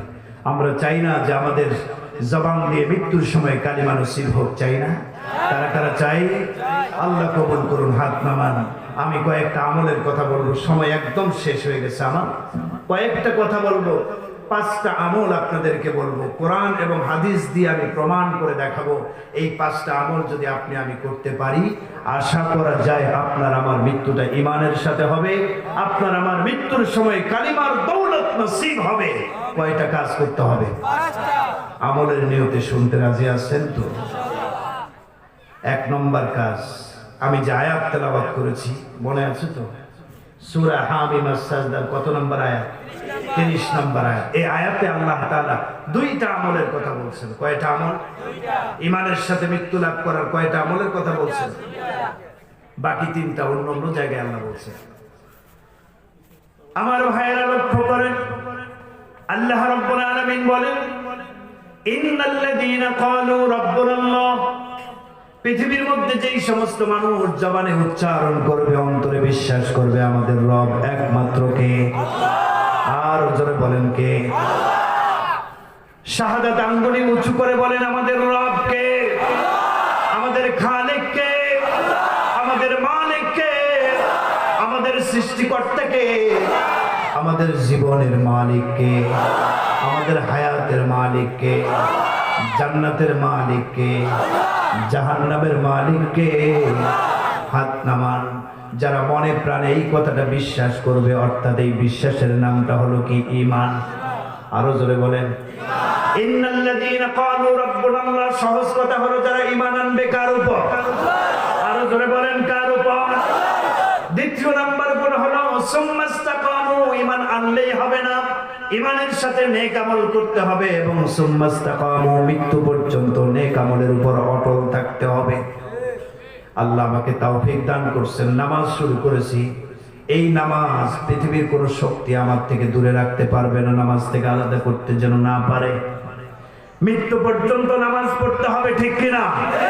আল্লাহ অন্য জায়গায় বলেছেন ওয়া'বুদু রাব্বাকা হাত্তা ইয়াতিয়াকাল ইয়াকিন। পৃথিবীর মানুষ আমল করো, ইবাদত করো মৃত্যু আসার আগ পর্যন্ত, ঠিক কি ঠিক না? অনেকে আছে নামাজ শুরু করে 2 দিন খবর নাই, 5 দিন খবর নাই, পরের সপ্তাহে হাজির, আছে না নাই? সারা সপ্তাহে খবর নাই, জুমার নামাজের সামনের কাতারে আছে না নাই? আমার প্রিয় ভাইয়েরা, জানা যায় না মৃত্যু কখন আসবে? জানা যায়? বোঝা যায়? আপনাকে আমাকে আমল করতে হবে কোন পর্যন্ত? মৃত্যু পর্যন্ত অনবরত অবিচল ভাবে আমল করতে হবে, থামা যাবে না, ঠিক কিনা? দাঁড়িয়ে রাখার তৌফিক হয়েছে, নবীর সুন্নাত অনুযায়ী চলার তৌফিক হয়েছে, আলহামদুলিল্লাহ। নিয়ত করতে হবে নবীর সুন্নাত মতো জীবন পরিচালনা করব কতদিন পর্যন্ত? আর যদি বলেন কতদিন পর্যন্ত? ঈমান দান করেছেন আমাদেরকে আল্লাহর কাছে, জীবনে কোনদিন আবেদন করছেন নাকি আল্লাহ মুসলমানের ঘরে আমাদের পাঠান? কত মানুষ আছে জন্মসূত্রে ওরা কাফের, মুশরিক, বেঈমান, ইহুদি, খ্রিস্টান, আছে না নাই? আপনি আমি জীবনে কোনদিন আবেদন করে নাই আল্লাহ মুসলমানের ঘরে জন্ম দিয়ে জন্মসূত্রেই ইমানদার বানান? আবেদন করছি? আল্লাহ দয়া করে মায়া করে নিজ ইচ্ছায় মেহেরবানি করে মুসলমানের ঘরের সন্তান মুসলমান বানাইছেন, জন্মসূত্রে ঈমান দিয়েছেন কে? আমার প্রিয় ভাইয়েরা, যেহেতু আল্লাহ আমার উপরে দয়া করেছে, নিয়ত করতে হবে আমার যদি মৃত্যু হয়ে যায় মরতে রাজি আছি, জীবনের তাজা রক্ত রাজপথে ঢেলে দিতে রাজি আছি। তারপর যদি ঈমান ছাড়তে বলা হয়, ইসলাম ছাড়তে বলা হয়, দ্বীন ছাড়তে বলা হয়, মৃত্যুবরণ করতে রাজি আছি, ফাঁসির মঞ্চে ঝুলতে রাজি আছি, তবুও ঈমান বিক্রি করতে রাজি নাই। রাজি আছে না? ঈমান ছাড়া যাবে? অটল থাকতে হবে ঈমানের উপর। এই শিক্ষা গ্রহণ করতে হবে সাহাবায়ে কেরামদের থেকে। কষ্ট হচ্ছে না তো আপনার? আমার প্রিয় ভাইয়েরা, খেয়াল করুন, ঈমানের উপরে অটল থাকতে হবে কেমন? আল্লাহর নবীর একজন সাহাবী ছিলেন, নাম আব্দুল্লাহ বিন হুযায়ফা। নামটা কি জোরে বলেন? ওরে ভাই, আব্দুল্লাহ বিন হুযায়ফার ঈমানটা কেমন ছিল দেখেন। আব্দুল্লাহ বিন হুযায়ফা নবীজির ইন্তেকালের বহুদিন পর খলিফা হলেন হযরত ওমর ফারুক রাদিয়াল্লাহু তাআলা আনহু। ওমর ফারুক 80 জন সাহাবীদের একটা জামাতের আমির বানালেন। আব্দুল্লাহ বিন হুযায়ফাকে আমির নিযুক্ত করে ইসলাম প্রচার করার জন্য রোম দেশে পাঠালেন। কোন দেশে? আরো জোরে বলেন, কোন দেশে? রোম দেশে পাঠালেন, সেনাবাহিনীর আমির বানালেন কাকে? আব্দুল্লাহ বিন হুযায়ফা রাদিয়াল্লাহু তাআলা আনহুকে। আব্দুল্লাহ বিন হুযায়ফা রোম দেশে গিয়ে ইসলাম প্রচার করা শুরু করলেন। ওদিকে রোম সম্রাট খ্রিস্টান ছিল, নাসারা ছিল। তার কর্ণকুহরে সংবাদ পৌঁছে গেল, বাদশাহ সম্রাট, আপনার দেশে আরব থেকে কিছু লোক আসছে, আরব থেকে জামাত এসে খ্রিস্টান ধর্ম থেকে লোকদেরকে আলাদা করে মুসলমান বানাচ্ছে। সম্রাট রাগান্বিত হয়ে গেলেন। রোম সম্রাট সেনাবাহিনী পাঠিয়ে দিলেন, ওদেরকে গ্রেফতার করে রাজদরবারে নিয়ে আসা হোক। সম্রাটের সেনাবাহিনীর লোকেরা মুহূর্তের মধ্যে 80 জন সাহাবীকে, তাদের নেতা আব্দুল্লাহ বিন হুযায়ফাকে সহ বন্দী করে রাজদরবারে নিয়ে আসলেন। ও মুমিন মুসলমান, বন্দী হওয়া, গ্রেফতার হওয়া, জেল খাটা, এটা নবীদের সুন্নাত, সাহাবীদের সুন্নাত, ঠিক কি ঠিক না? সুতরাং জেল জরিমানার ভয় দেখায়া, হামলা মামলার ভয় দেখায়া কোন মুসলমানকে ঈমান থেকে দূরে সরানো যায় না, ঠিক কিনা? আব্দুল্লাহ বিন হুযায়ফাকে বন্দী করে তার সাথীদেরকে সহ নিয়ে আসা হলো রোম সম্রাটের দরবারে। ভিতরে প্রবেশ করতে হবে রাজদরবারে। রাজদরবারে যেই গেট দিয়ে প্রবেশ করতে হয়, গেটটা ছিল একটু নিচু। ওইখানে ঢুকতে হলে মাথাটা নত করে, নিচু করে, বাদশাকে সম্মান প্রদর্শন করে তারপর ভিতরে ঢুকতে হয়। আব্দুল্লাহ বিন হুযায়ফা গেটের সামনে এসে দাঁড়ায় যায়। গেট রক্ষক দারোয়ান বলছে, ভাই ভিতরে প্রবেশ করেন, বাদশা তলব করছে। আব্দুল্লাহ বিন হুযায়ফা বলেন, গেট এত নিচু কেন? দারোয়ান বলছে, নিচু হওয়ার কারণ বাদশাকে সেলুট দিয়ে মাথা নিচু করে তারপর ঢুকতে হবে। আব্দুল্লাহ বিন হুযায়ফা কয়, বাটপাড়ির জায়গা পাও না, মুসলমান পৃথিবীর কোন শক্তির সামনে তার মাথা নত করতে পারে না, ঠিক কিনা? হে মুমিন মুসলমান, একটা তথ্য দিয়ে যাই, শুনে রাখেন। আল্লাহর যত সৃষ্টি আছে তার মধ্যে প্রাণী যত আছে সমস্ত প্রাণীগুলোর দিকে নজর দেন। মানুষ সারা পৃথিবীতে যত প্রাণী আছে প্রত্যেকটা প্রাণীর মাথাটা জমিনমুখী। জমিনের দিকে মাথাটা, প্রত্যেকেই খাবার গ্রহণ করার সময় জমিনের দিকে মাথাটা নোয়ায়া তারপর খাবার খায়। একমাত্র মানুষ এমন ভাবে মাথাটা আল্লাহ বানাইছেন, মাথাটা সোজা খাড়া করে দাঁড়ায় থাকতে পারে, ঠিক কি ঠিক না? এই মুসলমানের মধ্যে রহস্যটা কি? রহস্য হলো আল্লাহ এই সম্মানের মাথা দিয়েছেন, দাঁড়িয়ে থাকতে হবে, মাথা উঁচু করে থাকতে হবে। আল্লাহ বোঝাচ্ছেন পৃথিবীর মানুষ, তোমার মাথা দামি একটা জিনিস, এটাকে আমি এমন ভাবে সৃষ্টি করেছি তুমি মাথাটা উঁচু করে দাঁড়ায় থাকতে পারো। সাবধান, বটগাছ দেখলেই মাথা নত করা যাবে না, সূর্যের সামনে মাথা নত করা যাবে না, মাটির তৈরি মূর্তির সামনেই মাথা নত করা যাবে না। এই দামি মাথা যদি নত করতে হয় একমাত্র নামাজের মাধ্যমে সিজদা দিয়ে আমি আল্লাহর সামনে নত করো। আজকে অবুঝ মুসলমান মাজারে গিয়ে মাথা নত করে, আছে না নাই? ও মুমিন মুসলমান, মুসলমান পৃথিবীর আল্লাহ ছাড়া কার সামনে মাথা নত করতে পারে? আব্দুল্লাহ বিন হুযায়ফা বলল, না, আমি নবীর সাহাবী, আল্লাহর বান্দা, কখনোই আমি মাথা নত করতে পারি না। বাদশার কাছে সংবাদ পৌঁছে গেল যে এমন এক লোক আসছে, মাথা নত করে আপনার দরবারে আসতে রাজি না। বাদশাহ বলল, লোকটাকে দেখার বড় শখ, আমি নিজেই আসতে হবে, দাঁড়াও আসতেছি। সুবহানাল্লাহ, বলেন সুবহানাল্লাহ। রোম সম্রাট নিজেই ওই গেট দিয়ে ভিতর থেকে বাইরে বেরিয়ে আসলেন। রাজ সিংহাসন থেকে উঠে বাইরে বের হয়ে আসলেন। আব্দুল্লাহ বিন হুযায়ফার দিকে চক্ষু গরম করে তাকায় বাদশা সম্রাট বলছেন, তানাসসার ইয়া আব্দুল্লাহ ওয়া ইল্লা আলকাইতুকা ফিল বিকরা। আব্দুল্লাহ বিন হুযায়ফা, দেরি করবা না, সাথীদেরকে নিয়ে খ্রিস্টান হয়ে যাও, অন্যথায় গরম তেলের আগুনের উত্তপ্ত গরম তেলের ডেকচিতে তোমাকে নিক্ষেপ করা হবে। নাউজুবিল্লাহ। নাসারা হয়ে যাও, খ্রিস্টান হয়ে যাও, অন্যথায় কঠিন শাস্তির ব্যবস্থা করতে হবে। আব্দুল্লাহ বিন হুযায়ফা বললেন, ইন্নাল মাউতা লা আহাব্বু ইলাইয়া আলফা মাররা। আল্লাহু আকবার। আব্দুল্লাহ বিন হুযায়ফা বললেন, রোম সম্রাট, আমাদের কাছে হাজারবার মৃত্যুবরণ করা অনেক প্রিয়, অনেক পছন্দের, কিন্তু তারপর যদি বলেন নাসারা হতে হবে, খ্রিস্টান হতে হবে, মৃত্যুবরণ করতে রাজি আছি, ইসলাম ছাড়তে রাজি নাই, ঠিক কি ঠিক না? আমার প্রিয় ভাইয়েরা, আব্দুল্লাহ বিন হুযায়ফা যেই মাত্র পরিষ্কার ঘোষণা শোনায় দিলেন, ঈমান ছাড়তে পারবো না, ইসলাম ত্যাগ করতে পারবো না, সঙ্গে সঙ্গে বাদশা রোম সম্রাট তার বাহিনীকে লেলিয়ে দিল, যাও তোমরা আগুনের কুণ্ড তৈরি করো। বাদশার নির্দেশ মোতাবেক আগুনের কুণ্ড তৈরি করা হলো। রোম সম্রাট নির্দেশ দিল, আগুনের কুণ্ডের উপরে পাতিল উঠায় দেওয়া হোক, ডেকসি উঠায় দেওয়া হোক, ডেকসির মধ্যে তেল গরম করা হোক। বাদশার নির্দেশ মোতাবেক সব কাজ সম্পন্ন হলো।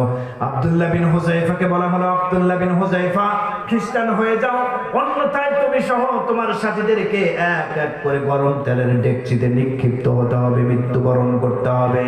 আবারও আব্দুল্লাহ বিন হুযায়ফা বললেন, বাদশাহ সাবধানে কথা বলো, মুসলমান মরতে রাজি, ঈমান বিক্রি করতে রাজি নাই, ঠিক কি ঠিক না?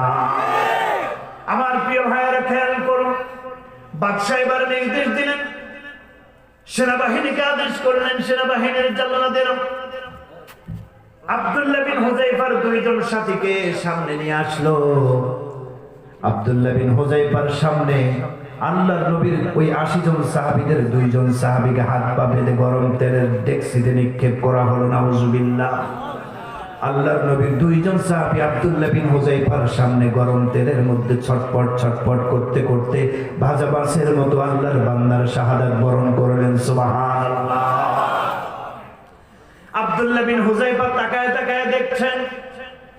বাদশা এবার বলছে, আব্দুল্লাহ বিন হুযায়ফা, সময় আছে, খ্রিস্টান হয়ে যাও। আব্দুল্লাহ বিন হুযায়ফা বলেন, না, খ্রিস্টান হওয়ার কোনো সুযোগ নাই, সবাই প্রাণ দিতে রাজি আছে, ঈমান ছাড়বো না। সুবহানাল্লাহ বলেন। শেষ পর্যন্ত বাদশা আব্দুল্লাহ বিন হুযায়ফার ঈমানটাকে স্পেশাল ভাবে পরীক্ষা করার জন্য নির্দেশ দিলেন। জান্নাতকে নির্দেশ দিলেন আব্দুল্লাহ বিন হুযায়ফার হাত পা বাঁধা হোক। যেই মাত্র হাত পা বাঁধার জন্য জান্নাতের আসছে, আব্দুল্লাহ বিন হুযায়ফা বলেন, বাদশা হাত পা বাঁধার কোনো দরকার নাই, কারণ হাত পা বাঁধা হয় মানুষ যে মরতে চায় না তাকে মারতে, ঠিক কিনা? যে আগুনে ঝাঁপ দিতে চায় না তাকে ঝাঁপ দেওয়াতে বাধ্য করার জন্য হাত পা বাঁধা হয়, ঠিক কি ঠিক না? আব্দুল্লাহ বিন হুযায়ফা বলেন, আমি মরতে রাজি আছি, গরম তেলের ডেকচিতে আমি নিজেই ঝাঁপ দিতে রাজি, হাত পা বাঁধার কোনো দরকার নাই। আল্লাহু আকবার। ও মুমিন মুসলমান, আব্দুল্লাহ বিন হুযায়ফাকে নির্দেশ দেওয়া হলো আগুনে ঝাঁপ দাও। আব্দুল্লাহ বিন হুযায়ফা আগুনের ডেকচিনের দিকে সামনের দিকে আগাচ্ছে, উত্তপ্ত গরম তেলের ডেকচির দিকে আগায়, আর আব্দুল্লাহ বিন হুযায়ফার চোখ দিয়ে পানি পড়তে আছে। কাছাকাছি যখন চলে আসছে, আব্দুল্লাহ বিন হুযায়ফা কান্না সহ্য করতে পারে নাই, চিৎকার দিয়ে হাউমাউ করে ডুকরে কান্না শুরু করে দিয়েছে। আমার প্রিয় ভাইয়েরা, আব্দুল্লাহ বিন হুযায়ফার এই কান্না দেখার সাথে সাথে বাদশা ভাবছে, মনে হয় আব্দুল্লাহ বিন হুযায়ফা মৃত্যুকে ভয় পাচ্ছে। এই সুযোগে বাদশা দুইটা অফার করলো, আব্দুল্লাহ বিন হুযায়ফা কান্না করো না, তোমার জন্য এখনো সুযোগ আছে। যদি ইসলাম ছাড়ো, ঈমান ছাড়ো, আমার মেয়ে আছে, সুন্দরী মেয়ে, উযাউইজুকা ইবনাতি, আমার মেয়েটা তোমার সাথে বিয়ে দিয়ে দেব। আমার প্রিয় ভাইয়েরা, আর একটা অফার দিল, ওয়া উকাসিমুকা ফি মুলকি, আমার রাজত্বটাকে দুই ভাগ করে এক ভাগ রাজত্বের মালিক আমি তোমাকে বানায় দেব। দুইটা অফার। কান্না করুন আব্দুল্লাহ বিন হুযায়ফা, দুইটা অফার, রাজত্বের মালিক বানায় দেব, মেয়ের সাথে বিয়ে দিয়ে দেব, তুমি ইসলাম ধর্মটাকে ছেড়ে দাও। আব্দুল্লাহ বিন হুযায়ফা কান্নারত অবস্থায় গরম হয়ে গেলেন, বললেন, লা তারা আন্নী বাকাইতু জাযাআন মিম্মা তুরিদু আন তাসমাআলি। হে সম্রাট, হে পারস্যের লাল কুত্তা, শুনে রাখো, তুমি এ কথা মনে করো না যে আমি মৃত্যুবরণ করতে ভয় পাচ্ছি এজন্য কাঁদছি। না, আমার কান্নার কারণ এটা নয় যে আমি মৃত্যুবরণ করাকে ভয় পাচ্ছি এজন্য আমি কাঁদছি না। আরে আমি মুসলমানের বাচ্চা, আমি কাঁদছি এজন্য যে আল্লাহ তাআলা হাইসু লাইসানি ইল্লা নাফসু ওয়াহিদা, আল্লাহ মাত্র একটি প্রাণ আমাকে দান করেছেন। আজকে আমি আফসোস করছি, আল্লাহ যদি একটা প্রাণ না দিয়ে হাজারটা প্রাণ আমাকে দান করতেন, আমি এক এক করে হাজারটা প্রাণ আল্লাহর পথে বিসর্জন করে দিয়ে 1000 বার শাহাদাত বরণ করতাম। সুবহানাল্লাহ। আমার প্রিয় ভাইরা, দেখেন আব্দুল্লাহ বিন হুযায়ফার ঈমান কত মজবুত। এই কথা শোনার সাথে সাথে বাদশা এবার মৃত্যুর আদেশকে রহিত করে দিয়ে সামনে এসে দাঁড়ায়, মুখোমুখি হয়ে দাঁড়িয়ে বলছে, তোমরা যে ইসলামের দাওয়াত দিচ্ছ, তোমরা যে ধর্মের দাওয়াত দিচ্ছ, ওই ধর্মটার নাম কি? বলে, ওই ধর্মের নাম ইসলাম। সুবহানাল্লাহ বলেন। বাদশা এবার নরম হয়ে বলছে, তোমাদের মতো সাহসী লোক দরকার আমার। তোমরা এত সাহসী, মৃত্যুকে ভয় করো না, ধর্মের জন্য, ইসলামের জন্য প্রাণ দিতে পারো। বোঝা গেছে, আমার বিশ্বাস হয়ে গেছে, পৃথিবীতে শ্রেষ্ঠ কোন ধর্ম যদি থাকে সেটা হচ্ছে ইসলাম ধর্ম। সুবহানাল্লাহ। বাদশা ওই সময় মুসলমান হয় নাই, কিন্তু একটা আশা করেছে, আব্দুল্লাহ বিন হুযায়ফা, তোমার মতো সাহসী বীরের কাছে আমি একটা আবদার করব। সেটা কি? তুমি আমার কপালে একটা চুমু দাও, আমি এটা স্মরণীয় করে রাখবো যে একজন সাহসী বীরের চুমু আমার কপালে এসেছে। সুবহানাল্লাহ। আব্দুল্লাহ বিন হুযায়ফা বলেন, হ্যাঁ এটা পারি, কারণ চুমা দিতে কোনো সমস্যা নাই, এটা পারি। আব্দুল্লাহ বিন হুযায়ফা চুমু ওকে দিয়েছিলেন, সাথে সাথে রোম সম্রাট 80 জন বন্দী সাহাবায়ে কেরামদের সবাইকে বিনা শর্তে মুক্ত করে দিয়েছেন। সুবহানাল্লাহ। ও মুমিন মুসলমান, কি বোঝা গেল? সাহাবায়ে কেরামদের থেকে আমাদের ঈমান শিখতে হবে, ঠিক কিনা? অনেক ঝড় আসবে, অনেক বাধা আসবে, সমস্ত বাধার প্রাচীরকে ভেঙে আপনাকে আমাকে ঈমানের এই সম্পদ নিয়ে সামনে আগাতে হবে। পৃথিবীর কোন শক্তি যেন আপনার আমার থেকে এই দামি সম্পদটা কেড়ে নিতে না পারে, ঠিক কিনা? কিছু লোক আছে, তারা আপনার সম্পদ চুরি করবে না, টাকা পয়সা চুরি করবে না, তারা কিন্তু চুরি করবে আপনার আমার দামি জিনিস, ঈমান। ঈমান চুরি করার জন্য কিছু লোক আমাদের সমাজে আছে না নাই? এই যে পীরের নামে যত ভণ্ডামি, এগুলো সব আপনার আমার ঈমান চুরি করে, ঠিক কিনা? হিজবুত তাওহীদ নামে একটা গ্রুপ আছে না নাই? এই হিজবুত তাওহীদের বক্তব্য হলো, ওলামায়ে কেরাম যে ধর্ম পালন করছে এটা অরিজিনাল ইসলাম না। অরিজিনাল ইসলাম কি? সে বলে, আমি যেটা বাইজিদ খান পন্নির মাধ্যমে যে ইসলাম প্রচার করছি, এইটা হচ্ছে অরিজিনাল ইসলাম। আর হুজুররা মুসলমানরা প্রচলিত যে ইসলাম মানছে এটা নকল ভেজাল ইসলাম, নাউজুবিল্লাহ। অমুমিন মুসলমান ইমান দুর্বল করার ষড়যন্ত্র, ঠিক কিনা? আল্লাহ তাআলা আপনাকে আমাকে এই দামি জিনিসটাকে হেফাজত করার তৌফিক দান করুন। তাহলে ইমানের সাথে মরতে হলে কয়টা গুণ অর্জন করতে হবে? 1 নম্বর, ইমান আনতে হবে কার উপর? আলহামদুলিল্লাহ, আল্লাহর উপর আমরা ইমান আনছি কি আনি নাই? শুকরিয়া আল্লাহ তাআলা, বলেন আলহামদুলিল্লাহ। এখন কথা হলো ইমানের সাথে আমল লাগবে কি লাগবে না? যেখানেই কোরআনে এসেছে ইন্নাল্লাযীনা আমানু, সাথে আসছে কি ওয়া আমিলুস, ওয়াল্লাযীনা আমানু ওয়া আমিলুস, মান আমিলা ওয়া আমালা সলিহ। যেখানেই ইমানের কথা সেখানেই আমলের কথা, ঠিক কি ঠিক না? তার মানে ইমান আনছে আলহামদুলিল্লাহ। এখন আপনাকে আমাকে ভালো ভালো কাজ করতে হবে, নেকের কাজ বেশি বেশি করতে হবে। সুম্মাস্তাকামু, দ্বিতীয় নম্বর শর্ত হলো ইমান এবং আমলের উপর মৃত্যু পর্যন্ত অটল থাকতে হবে। আল্লাহ আমাদের তৌফিক দান করুন। তাহলে 1 নম্বর ইমান আনতে হবে কার উপর? দ্বিতীয় নম্বর অটল থাকতে হবে আমলের উপর। নামাজ পড়তে হবে কি হবে না? রোজা রাখতে হবে কি হবে না? রমজান মাস সামনে আসতেছে, ইবাদতের মাস। এখন থেকে যুবকরা প্রস্তুতি গ্রহণ করতে হবে। আমি এখন থেকে 5 ওয়াক্ত নামাজ শুরু করব, আর জীবনে নামাজ কাজা করব না। রাজি আছি না নাই? আমার ভাইরা, কেউ যদি কোনো নেকের কাজের নিয়ত করে, ও যদি করতে নাও পারে, আল্লাহ তাআলা ওই আমলের সব তার আমলনামায় লিখে দেবেন। এটাই উম্মতের বৈশিষ্ট্য। মেরাজের রাত্রে নবীকে এই একটা পুরস্কার প্রদান করা হয়েছে, আপনার উম্মত যদি খালি নিয়ত করে তাহলে এই কাজ করার মতো সওয়াব আমি আল্লাহ দেব। এরপরে যদি কাজটা করে ডাবল সওয়াব। সুবহানাল্লাহ। বলে হুজুর ডাবল সওয়াব লাগবে না, আমার অল্প কিছু সওয়াব হলেই যথেষ্ট। ওই একবার মাছ কিনতে গেছে, ঠিক আছে না, মাছ কিনছে, মাছ কেনার পরে কিছু ফ্রি দেয় না, কিছু ফ্রি দিছে। আমরা সারা কয় ভাই টাকাটা ফেরত দেন, আমার ওই এই কিনছি যেটা ওইটা লাগবে না, ফ্রিটা দরকার।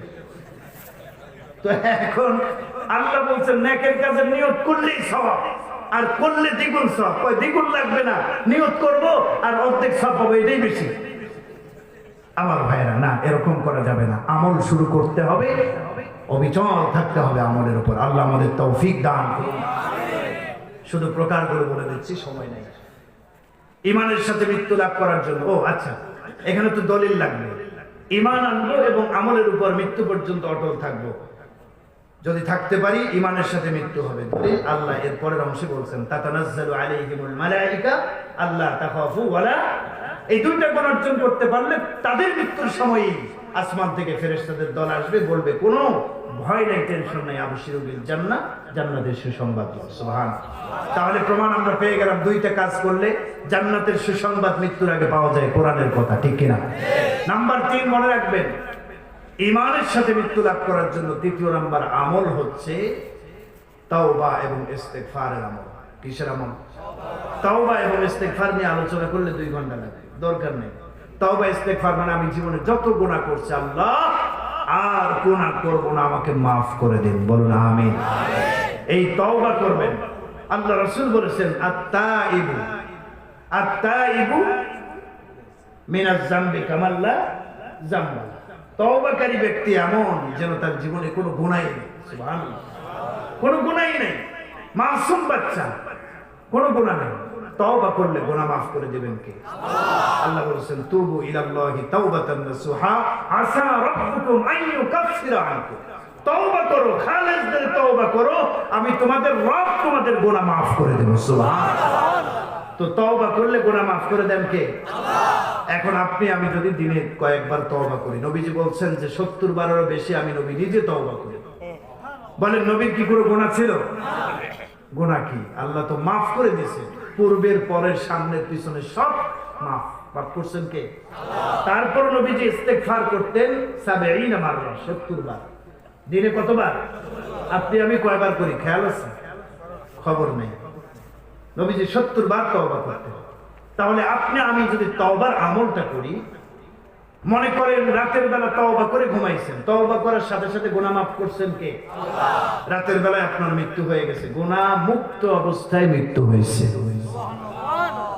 ফজরের নামাজের পর তওবা করছেন, সকাল 10টায় মরণ আসছে, তওবা করার সাথে সাথে জীবনের গুনাহ মাফ। তবে এখানে একটা কথা বুঝে রাখা ভালো, বান্দার হক যদি নষ্ট করেন, এটা কিন্তু তওবা করলেও মাফ হবে না। আল্লাহর হক যতগুলো আছে আল্লাহ মাফ করে দেবে। বুঝেন নাই কথাটা? আপনি একজনের গীবত করছেন, একজনের সম্পদ খেয়ে ফেলছেন, আর তওবা করলেন আল্লাহ মাফ করে দিল নাকি? হ্যাঁ, গীবত আমাদের সমাজে আছে না নাই? পাড়ায় পাড়ায়, গ্রামে গঞ্জে, এখন তো ফেসবুক হয়ে ওরে বাবা রে বাবা, গীবত আর সমালোচনা। সাধারণ মানুষ খবর নাই, ইমান আমলে আলেমের বিরুদ্ধে স্ট্যাটাস দেয়, আছে না না? আল্লাহ হেফাজত করুন। আমিন। সমালোচনা করা যাবে, গীবত করা যাবে না। এই গীবতের গুনাহ, সমালোচনার গুনাহ, এগুলি বান্দা যতক্ষণ মাফ করবেন আল্লাহ নিজে মাফ করবেন।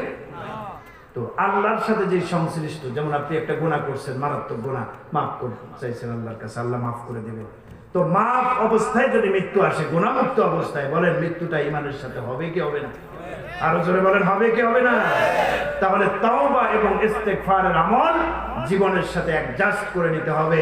আমার এই জীবন থেকে তাওবা ইস্তেগফার আলাদা হতে পারবে না, এটা জীবনের অবিচ্ছেদ্য একটা অংশ বানাতে হবে। রাজি আছেন? আল্লাহ আমাদের সবাইকে জীবনের সমস্ত গুনাহগুলো মাফ করে দেন, আমিন। 3 নম্বর আমল গেল তাওবা। চতুর্থ নম্বর আমল হচ্ছে হালাল খাবার খেতে হবে। তাহলে এই জবান দিয়ে, বলেন না, কি বের হবে? কালিমা। কি বের হবে? মৃত্যুর সময় এই জবান দিয়ে কি বের হবে? কালিমা বের হবে, যদি আপনি আমি হালাল খাবার খাই। বলে প্রমাণ কি? নবীজির হাদিস আপনাদেরকে শোনাই। নবীজি বলেছেন, মান আকালাল হালালা 40 ইয়াওমান নাওয়ারাল্লাহু কলবাহু ওয়া আজরা ইয়ানাবিআল হিকমা মিন কলবিহি আলা লিসানি। নবীজি বলেছেন, যদি কোনো ব্যক্তি 40 দিন হালাল খাবার খায়, কয়দিন? 40 দিন পর্যন্ত হালাল খাবার খায়, আল্লাহ তাআলা এই হালাল খাবারের বরকতে অন্তরে নাওয়ারাল্লাহু কলবাহু, তার কলবকে, অন্তরকে নূর দ্বারা আলোকময় করে দেবেন আল্লাহ। এরপরে দেখেন, ওয়া আজরা ইয়ানাবিআল হিকমা মিন কলবিহি আলা লিসানি। নবীজি বলেন, এই হালাল খাবারের বরকতে আল্লাহ তাআলা তার জবান দিয়ে ইয়ানাবিআল হিকমা, হিকমতের ঝর্ণা ধারা জবান দিয়ে জারি করে দেবেন। এই জবান দিয়ে হিকমতের ঝর্ণা জারি হবে। মুহাদ্দিসিন ইকরাম ব্যাখ্যায় বলেছেন, হিকমতের ঝর্ণা জবান দিয়ে জারি হওয়ার অর্থ হলো মৃত্যুর আগ দিয়ে জবান দিয়ে কালিমা বের হবে। সুবহানাল্লাহ। তাহলে কি বোঝা গেল? 4 নম্বর আমল কি? বলেন বলেন। হালাল খাবার খেতে হবে। কি খাবার খেতে হবে? হালাল খাবার খেতে হবে। কয় নম্বর? সমস্ত নবীদেরকে আল্লাহ তাআলা একটা কথার আদেশ করছেন, ইয়া আইয়ুহার রাসূল কুলু মিনাত তাইয়্যিবাত ওয়া আমালু সালিহা। হে পয়গম্বরগণ, 1 নম্বর কাজ হালাল খাবার খাও, এরপর নেক আমল করো। আগে হালাল খাও, তারপরে নেক আমল করো। হালাল খাবারের সাথে নেক আমলের সম্পর্ক অনেক, কারণ হালাল খাবার খেলে আমল কবুল করবেন কে? আল্লাহ। আর হারাম যদি খান, আমল কবুল হবে না। এই জন্য ইমানের দৌলত নসিব করার জন্য, কালিমা নসিব হওয়ার জন্য আপনাকে আমাকে হালাল পথে জীবিকা নির্বাহ করতে হবে, হালাল উপার্জন থেকে খেতে হবে। রাজি আছি সবাই? আল্লাহ আমাদের তৌফিক দান করুন। কয়টা আমল গেল? 4টা। 5 নম্বর আমল হচ্ছে সাদাকার আমল, দান সাদাকার আমল। আমার কথা নয়, আমার কথা নয়, নবীজির কথা। ইন্নাস সাদাকা লা তুতফিউ গাদাবার রাব্বি ওয়া তাদফাউ আন মিতাতিস সুই। দান সাদাকা করলে 2টা লাভ। 1 নম্বর লাভ হচ্ছে আল্লাহ তাআলা আপনার উপরে কোনো কারণে রাগান্বিত হয়ে আছেন, দান সাদকা যদি আপনি করেন বেশি বেশি, আল্লাহর রাগ আর গুসাগুলো পানিতে পরিণত হয়। সুবহানাল্লাহ। 2 নম্বর লাভ হলো ওয়া তাদফাউ আন মিতাতিস সুই। অপমৃত্যুর হাত থেকে দানের বরকতে আল্লাহ আপনাকে বাঁচাবেন। সাদাকার আমলের বরকতে আল্লাহ তাআলা অপমৃত্যুর হাত থেকে আপনাকে বাঁচাবেন। এটা নবীর ঘোষণা। কার ঘোষণা? নবীর কথা কি মিথ্যা হতে পারে? অপমৃত্যু কাকে বলে? অপমৃত্যু কাকে বলে? আরে ভাই, একজন মুসলমান মুমিন যদি বেঈমান অবস্থায় মারা যায়, এটা সবচেয়ে বড় অপমৃত্যু। ঠিক কি ঠিক না? খারাপ মৃত্যু। অপমৃত্যু মানে কি? মৃত্যু বেঈমান হয়ে মারা যাচ্ছে লোকটা, এটা খারাপ মৃত্যু। তাহলে নবীজি বলেছেন, দানের আমল করলে অপমৃত্যু থেকে আল্লাহ হেফাজত করবেন। তার মানে বেঈমান অবস্থায় মারা যাওয়া থেকে দানের ওসিলায়, সদকার ওসিলায় আল্লাহ হেফাজত করবে, ঈমানের দৌলত দান করবে। সুবহানাল্লাহ। কয়টা আমল? 1 নম্বর বলেন, ঈমান আনতে হবে কার উপর? আল্লাহ। মুখস্থ করেন, ঈমান আনতে হবে কার উপর? আল্লাহ। 2 নম্বর ইস্তেকামাত, অবিচল থাকতে হবে আমলের উপর। 3 নম্বর তাওবা এবং ইস্তেগফার জীবনের সাথে অ্যাডজাস্ট করে নিতে হবে। অবিচ্ছেদ্য অংশ বানাতে হবে। যখনই গুনাহ হবে, ভুল হবে, সাথে সাথে তওবা করবো কার কাছে? আল্লাহর কাছে। কয় নাম্বার গেল? 3। নাম্বার 4, হালাল খাবার খেতে হবে। হালাল খাবার খেলে এই পবিত্র জবান দিয়ে কালিমা নসিব হবে। নাম্বার 5 বলেন দান সাদাকা। আল্লাহর রাস্তায় বেশি বেশি কি করতে হবে? আল্লাহ তাআলা বলেছেন লান তানালুল বিররা হাত্তা তুনফিকু মিম্মা তুহিব্বুন। হে পৃথিবীর মুমিন মুসলমানেরা, যতক্ষণ পর্যন্ত তোমরা তোমাদের প্রিয় বস্তু আল্লাহর রাস্তায় দান না করবে, ততক্ষণ পর্যন্ত পরিপূর্ণ মুমিন হতে পারবে না। আল্লাহর রাস্তায় কি করতে হবে বলেন না? দান করতে হবে। হযরত আবু বকর রাদিয়াল্লাহু তাআলা আনহু 2টা গুণ ছিল। তিনি প্রকাশ্যেও দান করতেন, গোপনেও দান করতেন। সুবহানাল্লাহ বলেন না? আল্লাহ তাআলা কোরআনে কারিমে বলেছেন সিররাও ওয়া আলানিয়া। গোপনেও দান করতেন, প্রকাশ্যেও। হযরত আবু বকর অনেক বড় দানশীল ছিল। ওয়াজ নসিহতের দিকে আমি যাব না, ছোট্ট করে একটা কথা আপনাদের কাছে বলবো। দান সাদাকা করলে নবীজি বলেছেন ঈমানের সাথে মৃত্যু লাভ হবে।